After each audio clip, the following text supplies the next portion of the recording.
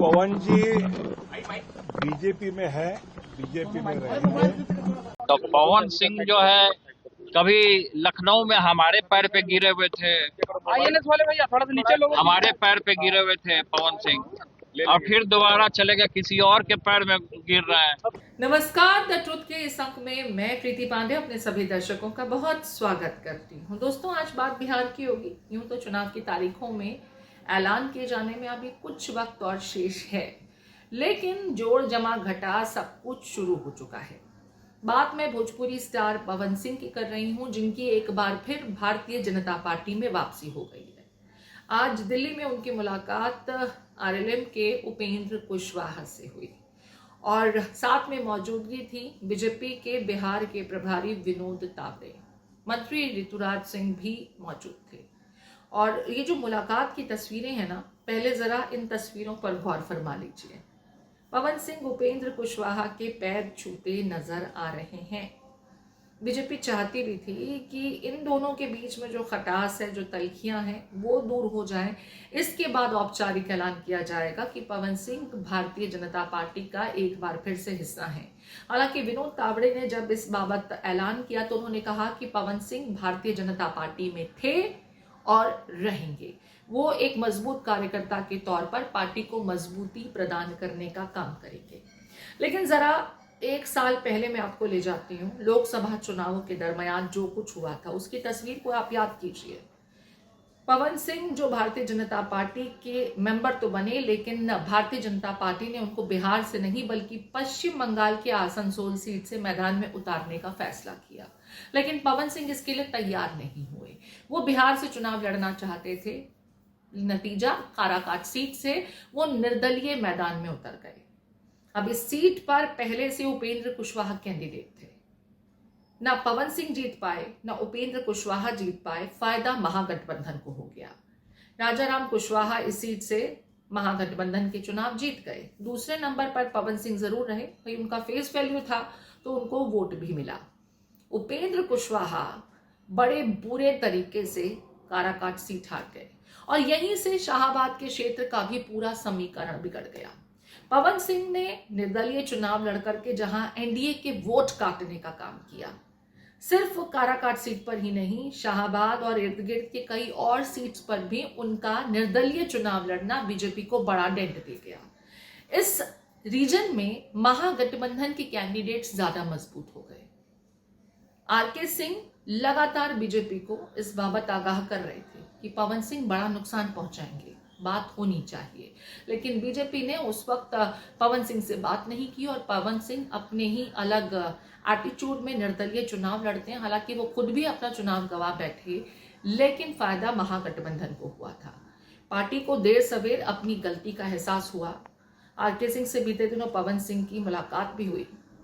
हालांकि कहा यह गया था कि जिस तरीके से राजपूत वोट्स का नुकसान पवन सिंह ने किया, शाहाबाद रीजन में उनकी वजह से खासा उलटफेर हुआ, एनडीए को बड़ा नुकसान पहुंचा था, लिहाजा आरके सिंह उनसे नाराज हैं। और उपेंद्र कुशवाहा की नाराजगी तो बनती भी थी, भाई अपना ही अगर कोई खंजर भोंक दे बीच में तो फिर क्या किया जाए।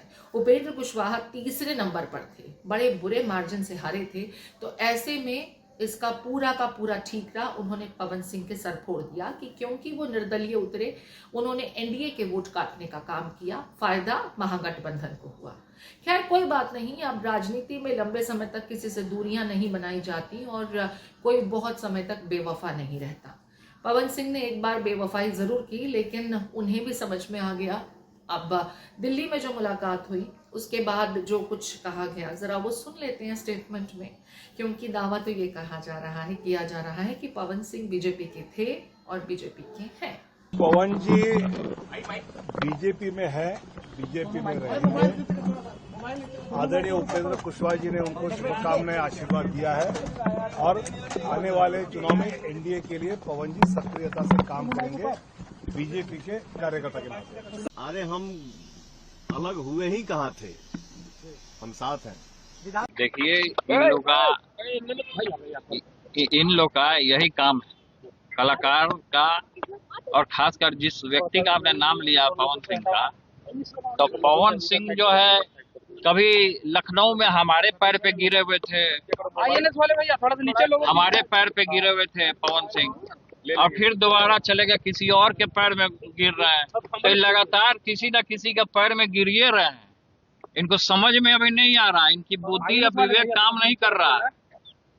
तभी क्या करेंगे नहीं करेंगे वो जानेंगे। पवन सिंह जी क्या करेंगे नहीं करेंगे, वो कलाकार हैं, उनको कलाकारी करना चाहिए अपना। कहाँ वो चुनाव में पड़ रहे हैं।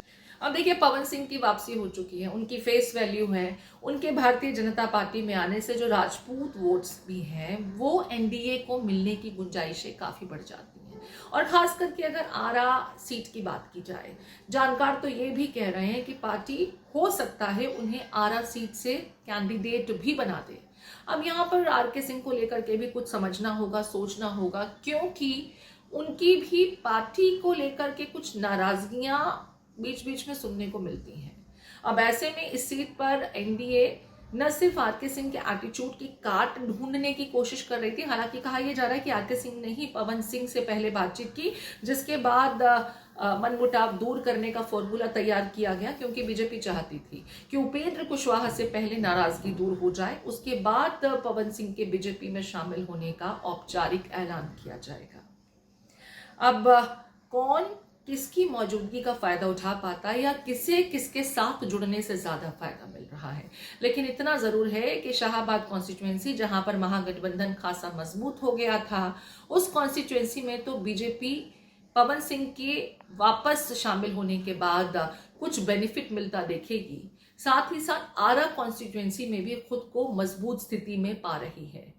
अब देखना यह है कि चुनाव के दरमियान क्या कुछ नतीजे देखने को मिलते हैं और क्या पवन सिंह सिर्फ एक कार्यकर्ता बनकर के पार्टी को मजबूती प्रदान करेंगे या वो चुनाव लड़ने का भी ख्याल रखते हैं, और अगर हाँ तो कौन सी सीट पर। क्या जिस आरा सीट की चर्चा की जा रही है उस सीट पर पवन सिंह को फिर मैदान में उतारा जाएगा या शाहाबाद रीजन से ही वो एक बार फिर चुनावी ताल ठोकते नजर आएंगे। आप किन गुंजाइशों को ज्यादा पॉसिबल पा रहे हैं, आपके कमेंट्स का इंतजार रहेगा।